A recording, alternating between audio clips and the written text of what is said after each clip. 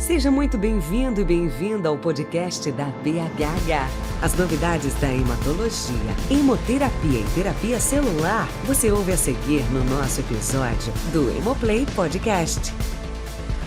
Este podcast tem um oferecimento da Ipsen. Olá, ouvintes! Estamos hoje aqui em mais um episódio do Hemoplay Podcast. Eu sou Adriana Schelliger, sou médica hematologista e oncologista clínica do Grupo Oncoclínicas do Rio de Janeiro, sou pesquisadora do Instituto Oncoclínicas e também sou do Conselho Deliberativo da BHH. Hoje eu estou aqui com a minha parceira, minha amiga querida, a doutora Adriana Pena, que a gente vai falar sobre o quê, Tri? Então, eu sou Adriana Pena, eu sou hematologista aqui em São Paulo, do Hospital Santa Catarina e do Hospital Santa Marcelina. E hoje a gente vai falar de linfoma folicular Isso, a jornada do paciente. e os desafios de sequenciamento e as perspectivas futuras. Muito bom. Então vamos lá, Adri. O que a gente vai falar sobre linfoma folicular? Então, a gente vai começar falando um pouquinho, né? Linfoma folicular é um linfoma no Hodgkin, B, é o linfoma indolente mais frequente no mundo. É um linfoma do centro germinativo, né? Das células do centro germinativo, do folículo linfóide. E o linfoma folicular tem aquela característica, né, da translocação 14-18, não é isso? Exato. E eu acho que é importante a gente salientar que no linfoma folicular a gente tem que sempre lembrar dos graus histológicos, né? Exatamente. Então, grau 1, grau 2, grau 3A e 3B. Exato. A gente já sabe que o 1 e o 2 trata que nem folicular. Isso Uhum. aí já tá todo mundo careca de saber. E aí vem aquela controvérsia. Grau 3B trata que nem difuso. Exato. E aí o grau 3A Tá lá em fica cima naquele do muro. limbo, né? Uhum. Tem gente que trata como difuso, tem gente que trata como folicular. Você trata como, Dri? Então, vai depender muito da idade do paciente, né? A gente está falando de uma doença que, Tratamento. normalmente, o paciente tem uma idade mediana em torno de 65 anos para mais. Então, dependendo, muitas vezes, inclusive, é uma doença que se apresenta com doença avançada no diagnóstico e que, se assintomático, o doente pode ficar sem tratamento, né? A gente está falando de uma doença indolente, de curso muito lento e que, eventualmente, a gente está pensando no linfoma folicular, um paciente com doença avançada estágio 4, mesmo que seja assintomático, ele pode levar uma década até que precise de tratamento. Então, na realidade, E sem tratamento ele pode ficar 20 anos vivo. sim, exatamente. Hoje a gente tem dados de sobrevida que mostram que o doente, sem tratamento ou com tratamento, a perspectiva de sobrevida é muito boa. Então, o que vai depender da idade, do estadiamento, do comprometimento orgânico daquele paciente. Então, se o paciente é muito jovem, a gente está falando de paciente, eu já tive paciente com linfoma folicular de 35, 40 anos. Ou seja, se você está botando uma perspectiva de 20 anos, você quer que esses 20 anos seja com qualidade de vida. Então, você vai ter que pensar a médio e longo prazo os eventos adversos do tratamento. Então, tem que, na realidade, individualizar o tratamento. Como a gente faz para tudo hoje, né? Exatamente. Na hemato a gente faz para tudo, individualizar o tratamento de acordo com as características do paciente. Uhum. E os pacientes do linfoma folicular ainda mais, vivem 20 anos e morrem de outra coisa, Tá. né? Eu Cada tive- um morre de linfoma folicular. A gente percebeu isso, você falou interessante sobre o folicular 3A e 3B.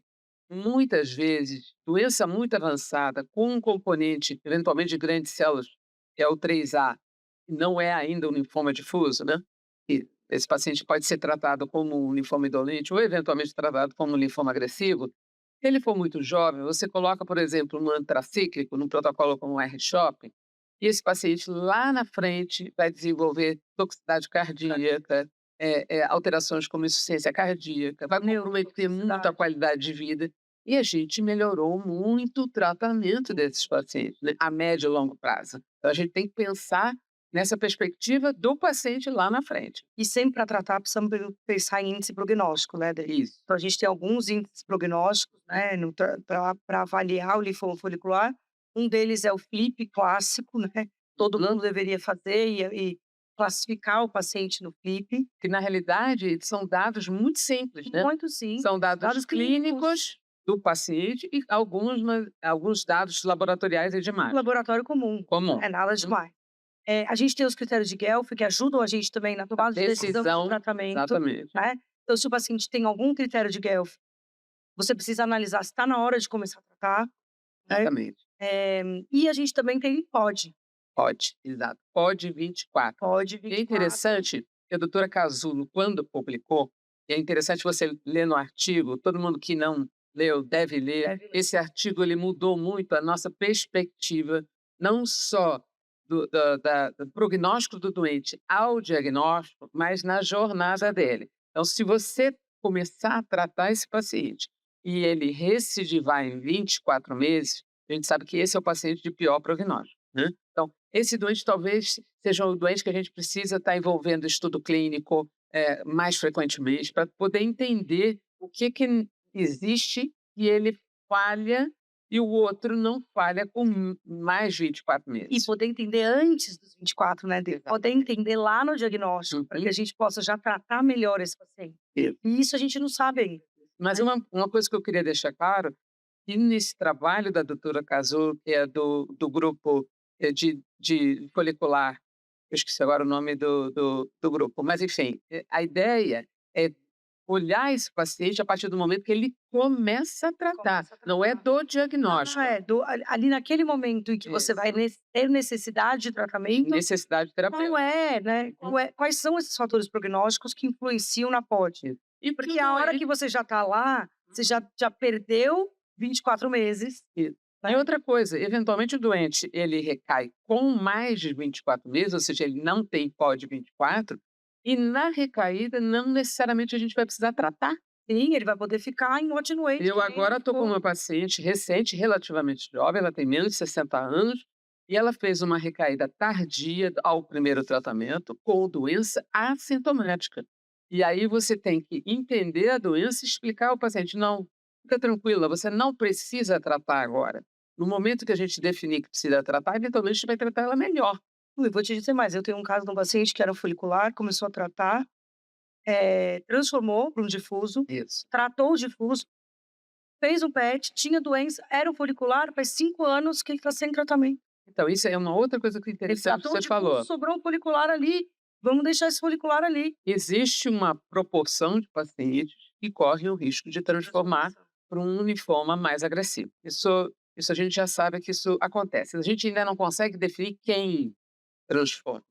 Mas, eventualmente, na transformação, com frequência, é isso que você falou. O doente vai tratar, vai curar o linfoma difuso, ou seja, a transformação, e, eventualmente, a doença indolente vai continuar. Seguir. E, então, esse entendimento da doença, da biologia da doença, Isso é muito importante. até para o paciente ficar tranquilo. Olha, Até para isso, para você passar tranquilidade, né? Porque a gente fala de tratamento, mas quando a gente fala de não tratamento, a gente precisa quase que convencer o paciente de que o não tratamento é a melhor estratégia. Então, se você tem conhecimento de causa, se você sabe do que você está falando, você consegue explicar para ele, dando prognóstico, falando de tempo de sobrevida nível de progressão, e esse paciente vai entender muito melhor e aceitar, né, essa jornada junto com você é muito mais fácil. Né? E interessante você imaginar que, eventualmente, são pacientes que têm outras doenças. Por exemplo, o paciente pode ser diabético, hipertenso, ter algum tipo de arritmia, ou alguma alteração da tireoide, função renal, e muitas dessas doenças precisam de tratamento contínuo. Isso não quer dizer que o doente que tem linfoma folicular vai precisar. Então, o entendimento até de que você está doente, mas não precisa de tratamento, é muito importante. E aí, a gente está pensando num paciente a longo prazo, dele entender que em algum momento ele vai precisar tratar. Então, o importante é, agora, não preciso. Vou tratar lá na frente? Sim. Vai. E aí sim a gente avaliar qual o tratamento melhor para cada paciente. Claro que a gente está falando em oncohematologia, a gente sempre vai tentar individualizar o tratamento, sempre que possível. A gente tem algumas barreiras, a gente já sabe, dependendo do acesso, ter acesso ou não acesso faz diferença no desfecho, não há dúvidas disso. Mas aquele paciente que tem acesso e que pode ser tratado da melhor maneira possível, muitas vezes não tratar é a melhor forma de acompanhar o doente, né? E aí, quando a gente fala de tratamento de primeira linha, né, Drico, vamos falar da jornada, falamos aí de diagnóstico, falamos de... Uma coisa que eu acho que é importante a gente salientar, que a gente não falou no diagnóstico, é que existem alguns trabalhos já que mostram que o paciente que é acompanhado com PET, né, que faz PET no diagnóstico, a gente trata ele melhor do que o paciente que não faz PET, para a gente saber a extensão da doença. Ou pelo menos o PET, na hora que você decide tratar, E daí Isso. você sabe a extensão da doença melhor do que se você não fizer PET. E aí, Então, caiu por terra aquela ideia de que o PET não era bom para linfoma folicular. Não. não, E a gente deve fazer PET Uhum. no momento em que a gente decide tratar. Talvez a Interessante. gente deva não fazer lá atrás, né? Não vou tratar Exatamente. agora, vou deixar ele sem. Eu acho que tem 3 patologias em oncohematologia, o PET é fundamental. Fundamental.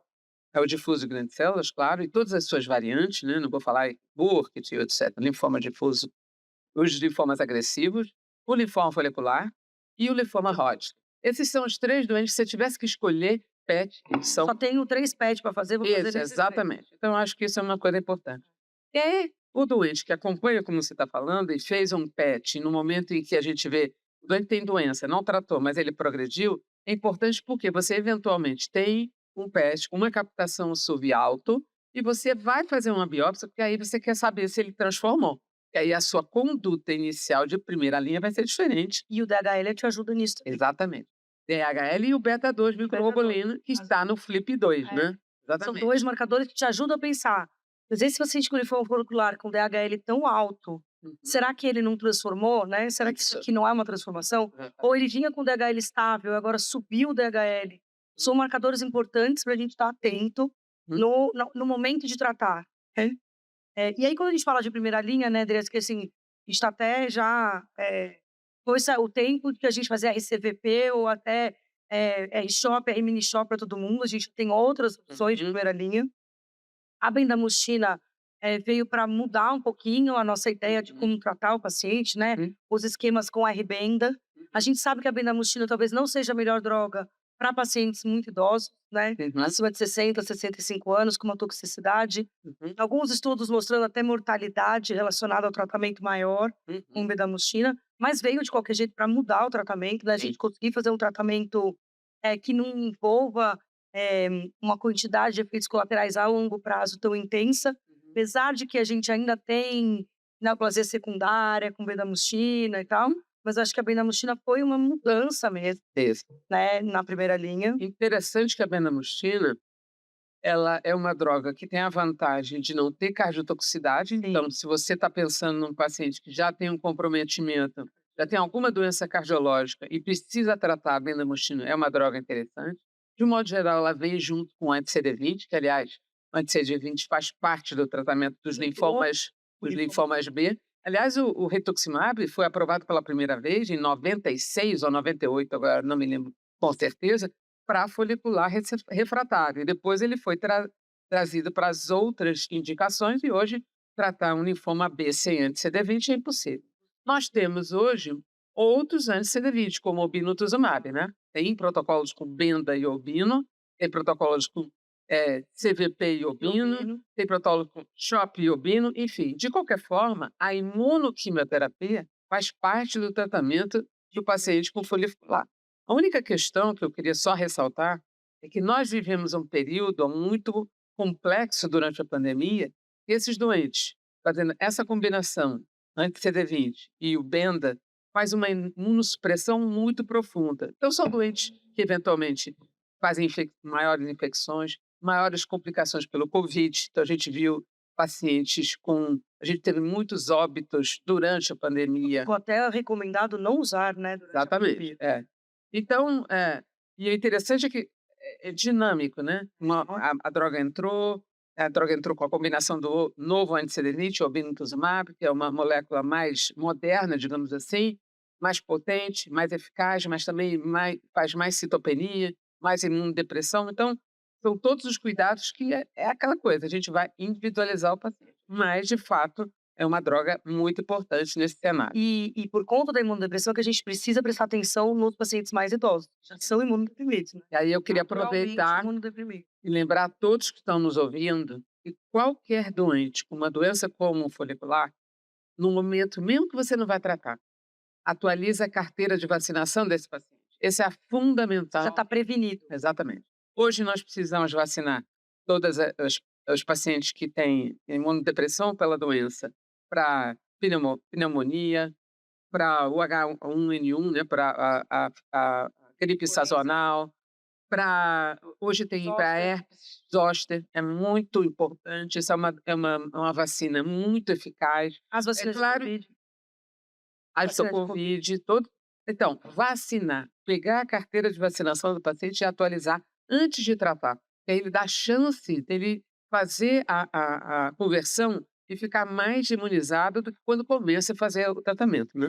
E tratamento de primeira linha, né, ele pode incluir, a gente vai, lógico, de eh, personalizar de acordo com o estadiamento, tudo a gente pode fazer só radioterapia, Aham. né, se o paciente for até estágio 2, a gente pode fazer só rádio, a gente pode fazer rádio e quimio-imuno, a gente pode fazer só rituximab, mesmo nos pacientes de estadio mais avançado, Uhum. né, a gente sabe que 4 semanas de rituximab tem boas respostas, com resposta duradoura, Isso. E às né, vezes então é um bom esquema, a melhor a profundidade da resposta é com o tempo. o tempo. Eu me lembro dos primeiros trabalhos de linfoma folicular, onde o rituximab foi incorporado, o que eles observavam era justamente isso.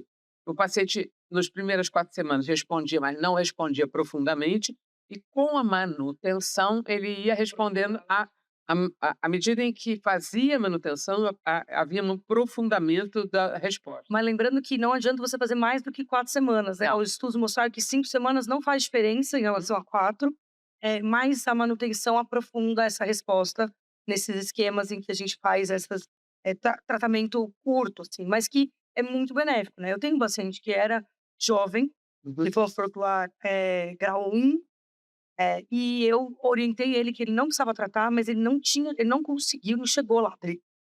Eu não consegui, ele não conseguiu, ele pediu para tratar, ele falou: "Não vou sobreviver com isso aqui". Isso é De uma outra fato, questão né, interessante. de fato ele tinha uma massa inguinal volumosa e aquilo incomodava muito, acho que Uhum. pela localização. A Uhum. gente fez 4 semanas de rituximab, ele veio semana passada, 4 anos.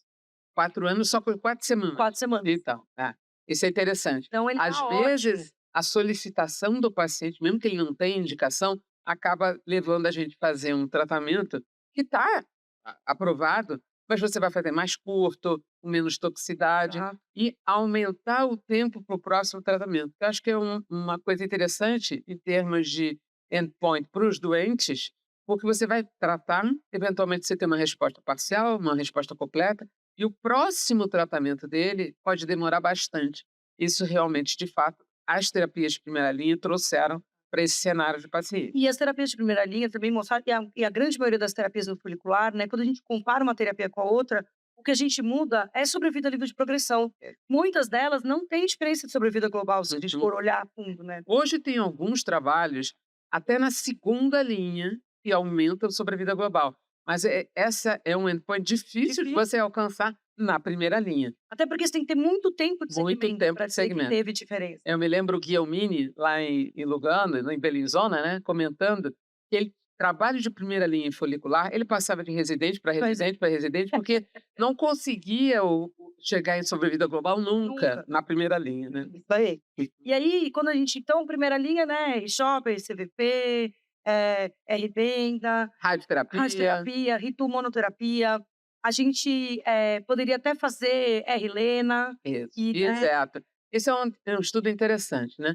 Os estudos, que eram de combinação de uma molécula que é uma droga oral, que é um imunomodulador, como a lenalidomida, com o anti-CD20, ou seja, é uma combinação sem quimioterapia, e que tinha a intenção no estudo era mostrar superioridade. Infelizmente, esse estudo, que foi desenhado com essa intenção, não mostrou superioridade, mas quando você vê hoje nos guidelines, é uma opção que você é uma pode opção. pensar.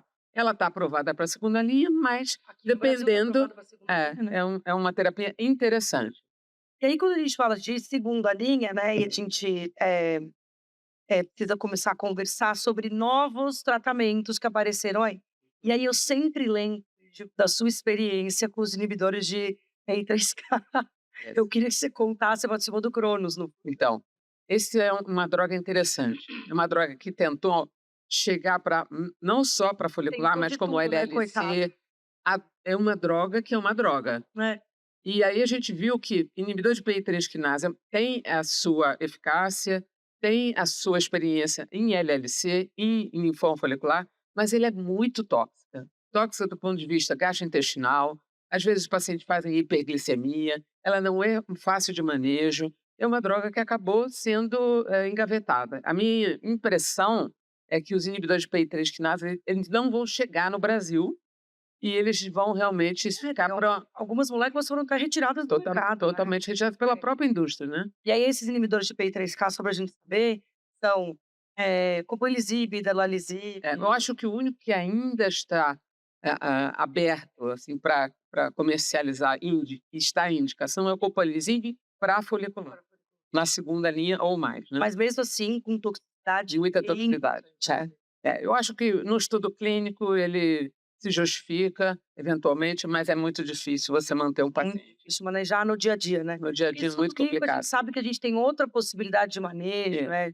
Aliás, você falando de estudo clínico, a gente está pensando em segunda linha, qualquer linha, mesmo a primeira, trazer os estudos clínicos para o Brasil e dar a possibilidade do paciente participar de estudo clínico é a forma mais justa de acesso. Vou dar um exemplo. Eu participei de um estudo do Augment, em segunda linha, o Augment, era um fase 3, é um fase 3 aberto, comparando, não era uma fase 3 randomizada duplo cego.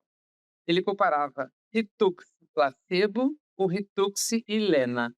Na época, esse estudo era só a indução inicial, não tinha manutenção, e o estudo não conseguia recrutar pacientes nos Estados Unidos. Por quê? Porque o paciente lá já conhecia que a manutenção já estava aprovada. Você vai participar de um estudo e depois que você termina a fase de indução não vai fazer manutenção, e os doentes não participavam do estudo. Quando abriu para o Brasil, eu me lembro que o meu centro, no INCA, no Instituto Nacional do Câncer, ele se comprometeu a botar 3 pacientes. Nós botamos 15. Por quê? Porque o braço controle era rituximab. Já era ótimo para os nossos pacientes. Então, a gente não tinha acesso a isso. Então, por isso, esse, para mim, foi muito emblemático esse estudo, que mostrava que, sim, estudo clínico dá acesso. Mesmo que o estudo que a gente está comparando, controle, braço controle, seja o padrão, às vezes o padrão não está aprovado no SUS, e você dá acesso a esse paciente através da pesquisa clínica, é a forma mais justa de você dar a oportunidade daquele paciente estar tratando. E se a gente for olhar, né, guideline internacional, muitos deles, quando a gente olha paciente refratário, recaído, até recaídas precoces, ele já coloca estudo clínico como uma opção de tratamento. Pensa né? sempre Então, no estudo sempre clínico. a gente tem que pensar. E a gente tem que sair daquela ideia, eu acho que os mais novos aqui no Brasil já perderam essa ideia de que a gente não tem estudo clínico para mandar o paciente, né? E, hoje a Mande nos gente seus tem grupos de WhatsApp, pergunte para todo muito. mundo. Se você tem um doente que você acha que tem indicação, vai atrás, porque talvez não tenha, mas existe a grande probabilidade de ter um estudo clínico Isso, aí aberto eu pro queria seu paciente. aproveitar que a gente está aqui no Hemoplay podcast da BHH, dizer que na página da BHH tem um local onde você pesquisa estudo clínico. Então, se você mora, por exemplo, no norte do país e quer colocar um doente no estudo clínico, vá até a página da BHH, porque ela vai te dizer, olha, tem esse estudo clínico para esse paciente aqui, eventualmente você pode inserir o doente no estudo clínico. Então, acho que isso é muito importante, porque você dá a oportunidade ao profissional e ao paciente de estar acessando essa página, porque não é interessante, não é uma cultura do brasileiro, do paciente brasileiro, procurar pesquisa clínica. O americano já tem uma visão de procurar estudo clínico e, eventualmente, muda de estado para participar do estudo clínico. Hoje, a gente está mudando um pouco a cultura, a gente já vê colegas perguntando, hoje, através da comunicação que a gente tem, do WhatsApp, você tem algum estudo clínico aberto para aquele paciente assim assado? Às vezes tem, e você pode trazer o doente para a sua cidade, eventualmente o estudo clínico tenha como trazer o traslado, a possibilidade do doente ficar naquela cidade para poder tratar. Então, isso é muito importante. E aí a gente tem algumas drogas novas, né, Dri? A gente tem um inibidor de EZH2 aí, que é um mecanismo de ação peculiar, né? Porque é uma droga-alvo, né? Isso, ele é um inibidor seletivo do EZH2. Ela é uma enzima envolvida na regulação de expressão gênica e ela está sendo estudada já em linfoma folicular, ela já está, em 2020, o FDA aprovou ela como monoterapia, e ela já tinha sido aprovada, na realidade não foi em 2020, em 2020 foi para sarcoma epitelioide, Sarcoma epitelioide, eu faço oncologia, já tive paciente tratado, é uma doença que é muito resistente à quimioterapia. Então, se você tem um alvo molecular para tratar uma doença, ela faz diferença. Então, já está aprovada para essa indicação. E a Só que agora os estudos clínicos estão vindo para follicular. Por quê? Porque essa enzima ela pode estar da forma wild type ou mutado no uniforme folicular. Mas e os estudos mostraram que a droga e o inibidor funciona tanto para um quanto para outro. Funciona. É Né? claro, Os dados iniciais mostraram uma resposta melhor em quem é mutado. exatamente. Mas a hora que eles ampliaram a avaliação de resposta, viram que tanto para um grupo quanto para o outro vale a pena ser utilizado. Isso, inclusive nos Estados Unidos ele está aprovado em monoterapia para o paciente, acho que se não me engano, a partir da terceira linha, mesmo que ele seja wild type, porque é aquele Sim. paciente que não tem uma próxima opção. Então, você dá a opção desse paciente de usar uma molécula como um inibidor de EZH2, que é o tazemetostat, é importante porque você tem a opção de um paciente que tem um linfoma indolente, que eventualmente, mesmo na terceira linha, a doença continua indolente, mas refratária aos tratamentos iniciais. E a perspectiva que vai vir para o Brasil com essa mesma indicação, né? Exatamente. Você não precisa ter a mutação, você pode ter a mutação, né, a alteração, você pode ter o gene selvagem e você utilizar a droga mesmo assim, com respostas similares entre os grupos mutado e não mutado. E também nos pacientes de alto risco, são aqueles pacientes com pódio 24, que a gente estava falando, né? Então, eventualmente, o doente que fez um tratamento, recidivou precocemente, fez um segundo tratamento e continua com doença refratária, esse doente talvez tenha a possibilidade de usar uma molécula nova com indicação independente do status de mutação do EZH2. Então, tem estudos já de fase 2 com essa molécula, e eu acho que é muito interessante a gente pensar no futuro, a gente poder dar a opção. É claro, que, de novo, a gente está falando da dificuldade eventualmente de acesso, mas ter a possibilidade de usar uma terceira linha não é incomum nessa doença, né? Ao contrário, né? É, A gente vê que o paciente sobrevive e tem pacientes que têm múltiplas recaídas, né? múltiplas E recaídas. múltiplas recaídas com necessidade de tratamento, né? Talvez não no momento da recaída, mas em algum momento você vai ter necessidade de tratamento desse paciente em múltiplas linhas. É interessante que no INCA eu tive 2 pacientes e eles fizeram 3 estudos clínicos na sequência.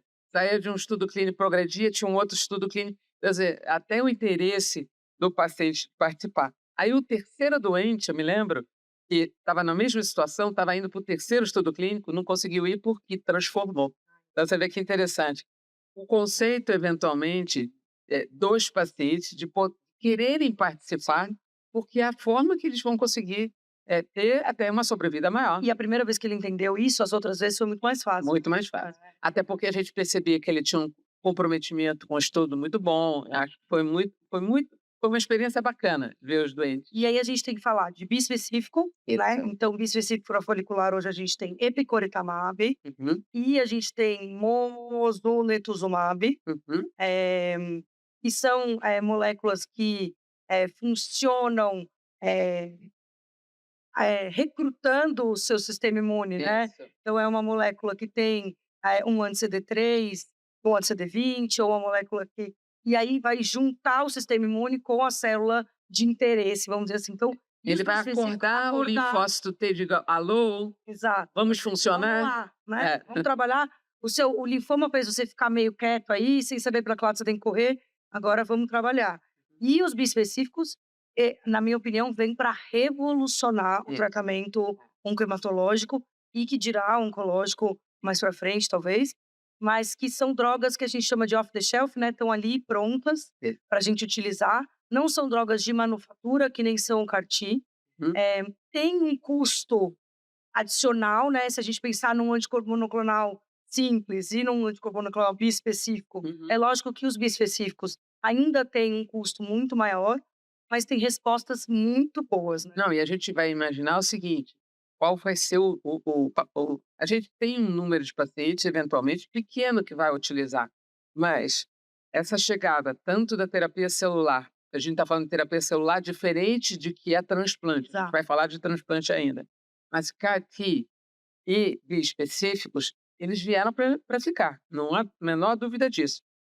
A, a questão é como a gente vai incorporar isso, em que momento, né? O biespecífico é uma droga que ela tem a produção pronta, você não tem não há nada adicional para a gente fazer, porque já que a terapia celular ela é individualizada, e, mas, de qualquer forma, os biespecíficos, que no Brasil ainda a gente só tem epcoritamab, né? Epcoritamab. O Mosuna ainda não chegou, e o CAR-T que está aprovado também, mas também é uma seleção muito pequena de pacientes. Eu queria só, antes da gente finalizar, falar um pouquinho de transplante. Acho super importante. Muito importante. Vamos falar de transplante, que a gente tem experiência há muitos anos em transplante nos linfomas. Só para a gente finalizar.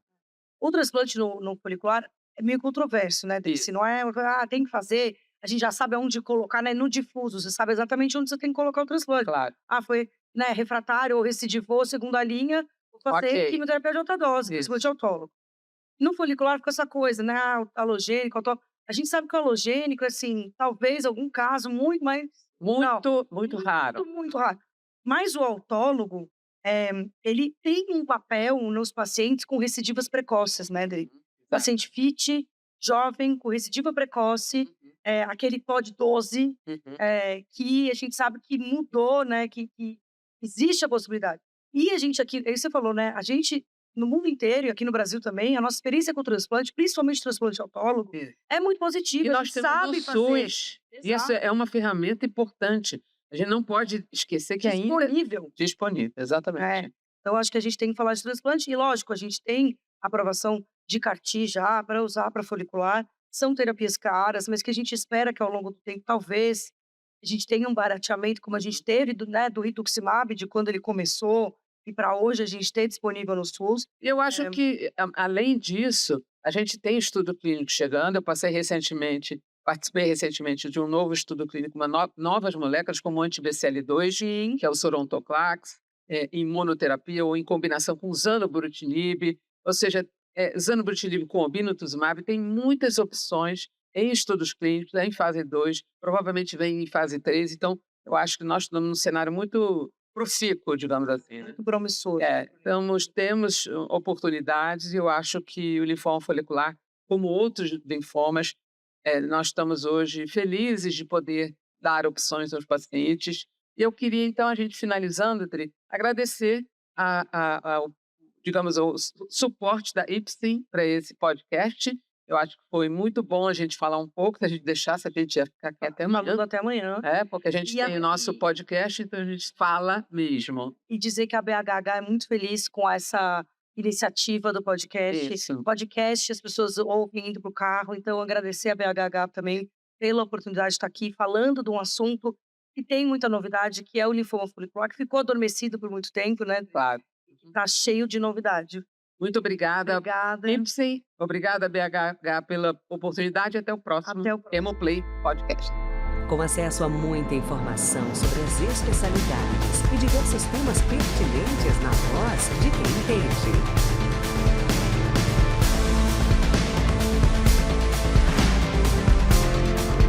Este podcast teve o oferecimento da Ipsen.